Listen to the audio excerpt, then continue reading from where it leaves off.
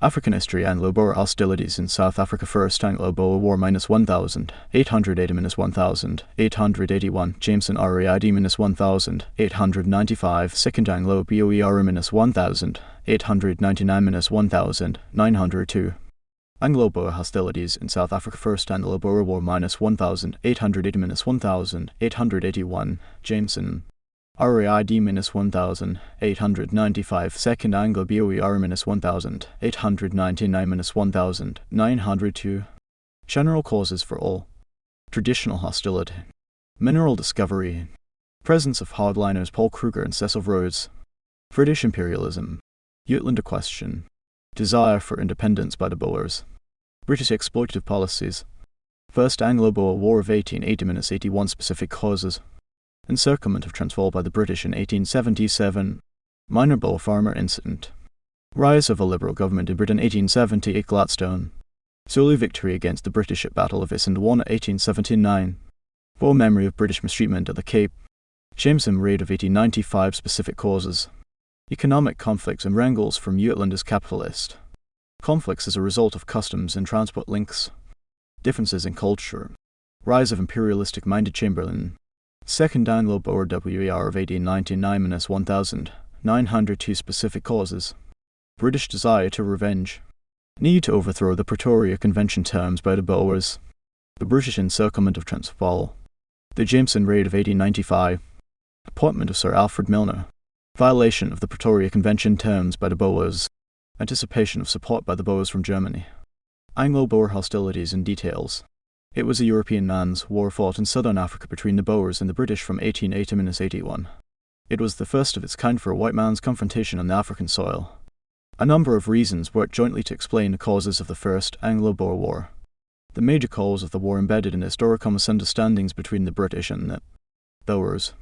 It should be recalled that the Boers annexed territories in southern Africa before the British involvement in the affairs of southern Africa, but the British involvement in the affairs of southern Africa and the annexation of the Boer republics of Cape Colony and Natal laid a foundation for the later hostility British imperialism. This annoyed the Boers, who nursed a grievance throughout the country. The idea of federation, which came up in 1854, provided the Boers with an opportunity to demonstrate their hostility against the British. It was Sir George Grey, who became British governor of the Cape Colony in 1854, that proposed a federation scheme with hope that it would reduce the prevailing Anglo-Boer friction. Grey's argument was that if the white communities continued to exist independently, there were possibilities that Africans would at one time attack them and fight successfully. The Boers opposed the scheme, especially when Lord Carnarvon renewed it in 1870. Carnarvon was a British colonial secretary under Disraeli's regime as Prime Minister of Britain. To the Boers, the Federation was understood as a continued post-track British imperialism that was supposed to be opposed. This opposition amidst British determination even to use force to implement their policy led to war, hence the First Anglo-Boer War. African history. Anglo-Boer hostilities in South Africa. First Anglo-Boer War -1000, 880-1000, 881, Jameson RAID -1000, 895, Second Anglo-Boer -1000, 899-1000, 902.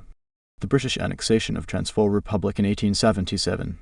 The Boers fought the Baby and left the Boers defeated, weakened and exhausted.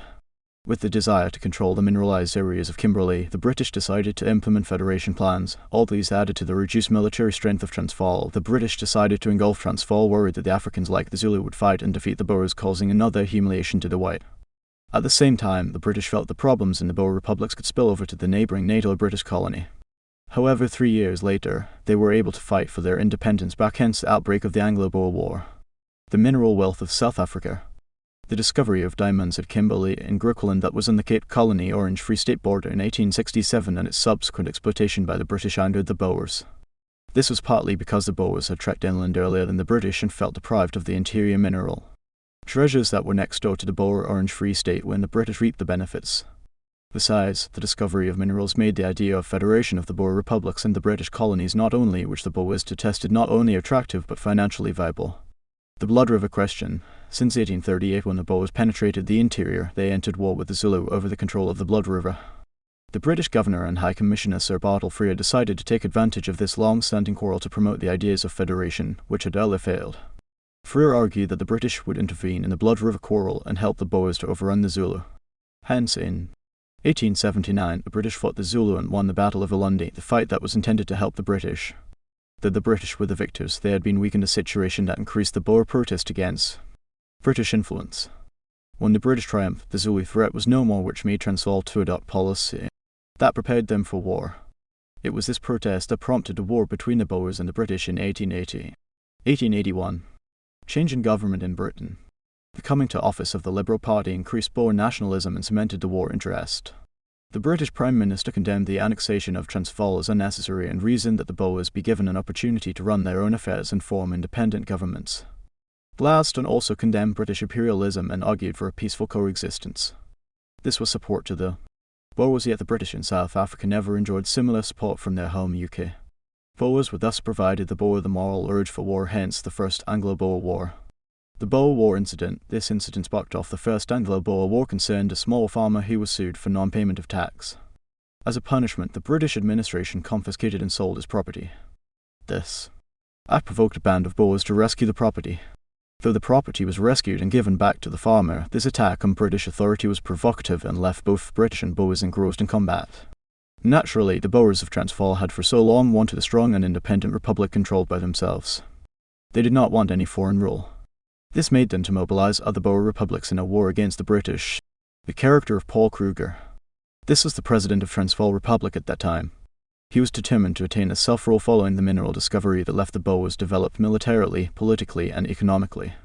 His statesmanship had a forceful personality, and he could not compromise with anything that affected the Boer independence. The British taxation, land alienation, forced labour, and disrespect of the Dutch culture in the Transvaal Republic provided a reason for the 1880–81 Anglo-Boer War. The British presence in Transvaal did not have a strong military backing, and this encouraged the Boers to use their numerical superiority for attack. It is said that there were only 3,500 British troops in Transvaal, and these of course could not hold up a determined Boer rebellion. Out of protest for the British domination of the Transvaal Republic, the Transvaal people began smuggling in enough firearms not only from the diamond fields but also from the neighbouring Southwest Africa, Namibia. Germans, which encouraged the Boers to fight against the British. The Boer memory of British mistreatment at the Cape before the Great Trek. Before the British came in 1795, the Boers were the masters over the Africans at the Cape. Later, the Boers and Africans became subjects to the British. Everything at the Cape was Anglicized, and this was a big disappointment to the Boers, causing them to African history. Anglo-Boer hostilities in South Africa. First Anglo-Boer War -1880–1881. Jameson RAID -1895. Second Anglo-Boer -1899–1902. The Boer intentions of dodging the loan service to the British. Before the war started, the government at the Cape as well as the individuals had loaned a lot of money to the Boers, mainly in Transvaal. However, it became difficult for them to pay back the loans, moreover with very high interest rates. The war was meant to defeat the British and also as a way of enabling the Boers to refuse to pay the loans. While to the British, it was meant to put the Boers under effective rule so as to recover their loan. The Pretoria Convention of 1881. It was a peace treaty that ended Anglo-Boer War I, and it was signed between the British and the Boers. It was signed in August 1881 in Pretoria, the capital of Transvaal. The British government under Gladstone was fed up of war and placed for its peaceful conclusion. Paul Kruger and Joubert accepted the peace terms on behalf of the Boers. Terms of the Convention. The Republican government of Boer Republic of Transvaal was restored and the idea of British formation of a federation was dropped. Internal independence was granted and Transvaal was left to the Boers. In this term, the Boers benefited because the Republic gained its lost provision. Independence and federation idea which they hated was shelved, though the British continued to maintain their influence over the Boers and their supremacy in the Republic of South Africa. Uitlanders, newcomers that were mostly of British origin, were given special consideration. Their civil rights were to be protected and they could participate in government. Their property was to be protected and their trade interests secured. The British thus benefited because their citizens were protected. The Boers lost in this provision because the Uitlanders were imposed on them by the Convention. Yet the Boers never fought for the Uitlanders. Thus, although the Boers won the battle, they benefited less from the Convention as the British greatly outmaneuvered them at the negotiating table. The British were to have limited authority in affairs of Transvaal. It can be echoed that the Transvaal Republic was to manage its own affairs more so concerning the natives. However, the British were to have a permanent resident representative in Pretoria/Transvaal. Thus the British influence was still catered for itself in Transvaal. British goods were to flow freely into Transvaal without restrictions. The British thus benefited from the Convention because their goods had been restricted by Transvaal government were now to enter the interior.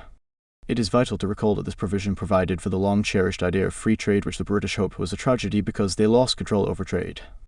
To the Convention, Transvaal was not to engage in foreign affairs without consent of the British Cape Colony. Foreign policy was to be controlled by the British. The provision was a benefit to the British because big companies that intended to invest in Transvaal were to be sanctioned by the Cape Colony to be allowed to do so. Consequently, therefore, this provision restricted capital inflow from foreign bodies to Transvaal and made Transvaal to lose its sovereignty. In fact, Transvaal was made to look like a vassal state of the Cape Colony. Summary of terms: British to control Transvaal. Uitlanders, newcomers to have rights. Transvaal not to enter money-generating projects. No agreement between Transvaal and foreign power. Africans to be treated as humans. Missionary work in Transvaal. Violation of the Convention. Discrimination European good. Kruger worked with Portuguese. Germans traded with them. Germans built roads/railways, e.g. 1894 constructed road with Netherlands. African history: Anglo-Boer hostilities in South Africa. First Anglo-Boer War -1880-1881. Jameson RAID -1895. Second Anglo-Boer -1899-1902. Uitlanders deprived of franchise. Mistreatment of Africans by Boers. Effects of the First Anglo-Boer War. The Boers won the British at the Battle of Majuba Hills. Led to signing of the Pretoria Convention of 1881. Led to temporary independence for Boer Republic of Transvaal. Led to British desire to revenge thus. Jameson Raid. Intensified territorial acquisitions. Led to temporal peace between the British and Boers. Determination of Boers for another war, thus Anglo-Boer War II. Led to forging of unity between Boer republics. Destruction of property like cattle, houses, villages. War atmosphere led to standstill in agriculture, thus famine. etc. The Jameson Raid of 1895. Jameson was an armed raid planned by Cecil Rhodes and carried out by Dr. Jameson Leander Starr with about 500 soldiers of Rhodes who moved from Botswana into Transvaal Republic with aim of inciting an uprising to enable Uitlanders overthrow Boer government for the British to control Transvaal. Causes of the Jameson Raids. British desire to revenge. Need to overthrow the Pretoria Convention terms by the Boers. The British encirclement of Transvaal. The Jameson Raid of 1895. Appointment of Sir Alfred Milner. Violation of the Pretoria Convention terms by the Boers. Anticipation of support by the Boers from Germany. Traditional hostility. Mineral discovery. Presence of hardliners Paul Kruger and Cecil Rhodes. British imperialism. Uitlander question. Desire for independence by the Boers. British exploitative policies. Text of the Jameson Raid. Was an embarrassment to Cape government and Cecil Rhodes in particular. He then resigned his office as a Prime Minister. Uitlanders were seriously harassed for their alleged collaboration with the British at the Cape. Paul Kruger grew more popular and he enhanced Boer nationalism. The international world congratulated him over excellent showdown against British imperial powers. The raid displayed British ambitions on Boer territories and the strengthened Boer alliance. In 1897 the Boers Republics of Transvaal and Orange Free State entered an alliance binding each other to assist one another in case their independence was threatened. It increased hostility between the British and Boers. Paul Kruger prepared for an inevitable confrontation. More preparations were made. After all, in Britain, they saw it fit to prepare for revenge if an embarrassment caused by Jameson Raid was to be removed, etc. The Second Anglo-Boer War of 1899-1902. African history: Anglo-Boer hostilities in South Africa. First Anglo-Boer War -1880-1881. Jameson RAID -1895. Second Anglo-Boer -1899-1902. It was a war that took place in South Africa between 1899 and 1902. It was fought by the Boers against the British. It has been regarded as a continuation of the First Anglo-Boer War. The First Anglo-Boer War ended with Boer victory, something that the British could not stomach. On top of the general causes, the causes of the Second Anglo-Boer War are closely linked to the results of the First Anglo-Boer War. The Boers were led by General Botha Smuts, Hertzog and Dewitt, while the British leaders in the war were General Robert and Lord Kitchener. It was fought to determine the master of South Africa. At the end of the First Anglo-Boer War, matters concerning white communities were not resolved to the satisfaction of the white parties. In 1895, these problems erupted into the Jameson Raid that also ended in the defeat of the British. At all costs, the British had to revenge, and the opportunity came in 1899 and ended in 1902 with the signing of the Very Nudging Treaty. Causes: need to overthrow terms of the Pretoria Convention of 1881. Terms were unfair to the Boers republics. The convention equated the Boers to British Uitlanders, which Boers resented. It made the British dominate trade and control Transvaal foreign policy. These provisions denied Transvaal its sovereignty, hence increasing the desire for war as a means of undoing the provisions of the convention. Renewed Boer imperialism. In 1890s, British government showed increased in colonies than before, because the British were being threatened by other European powers that also had interest in Africa. For example, Germany by 1884 had annexed Namibia and was busy penetrating the interior. From Congo, Leopold XI with his imperial ambitions, Portugal and Angola and Mozambique. At some time, the Dutch imperial ambitions north of South Africa. British encirclement of Transvaal.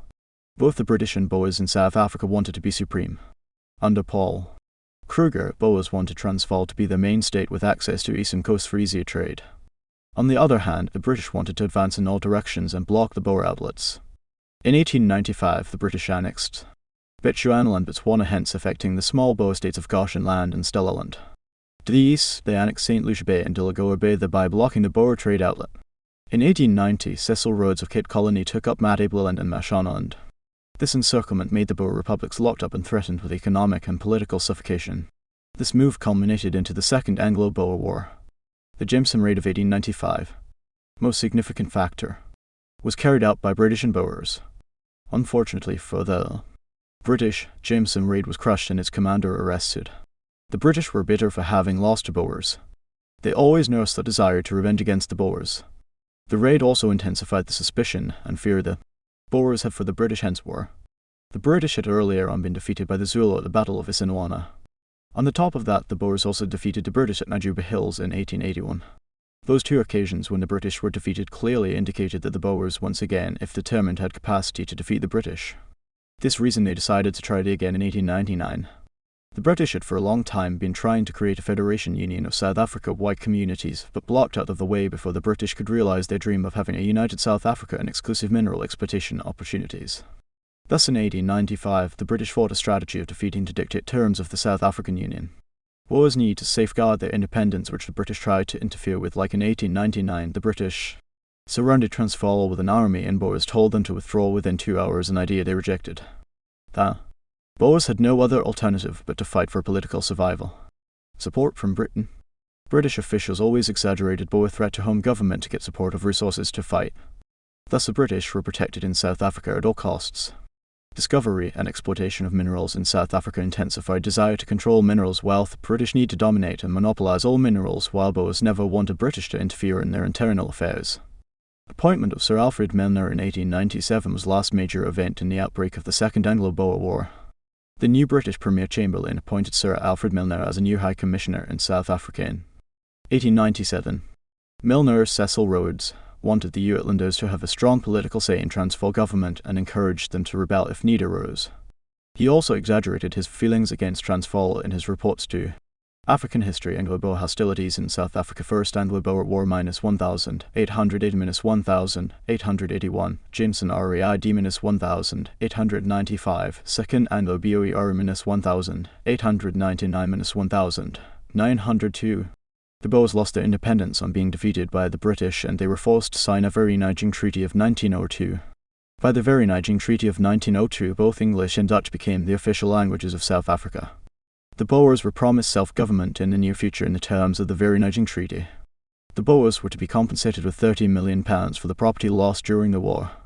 The defeated Boer leader Paul Kruger fled into exile in Britain, where he died later. The British placed over 120,000 Boers and 100,000 Africans in concentration camps, but agreed to release all Boers from the camps by the 1902 treaty. It created way for the creation of the Union of South Africa with the defeat of the Boers, who were opposed to the arrangement. New men appeared on the political scene of South Africa as a result of the war, namely the Boer generals Botha, Smuts and Hertzog. The war increased the Boer unity, nationalism, and solidarity. A lot of money was spent on the war. Britain spent £1.5 million a week. The British accepted all Boer demands to end the hostility of 1902 Vereeniging Treaty. The British abandoned protection of Africans after the war and joined the Boers in mistreating them. It led to loss of lives of over 20,000 Africans as a result of the war. The Boers were depopulated due to death in the war and also when they were put in the concentration camps. Agriculture and trade was disrupted, which could not take place during the war. Properties of Africans like farms, cattle were destroyed during the war. This made Africans poverty-stricken,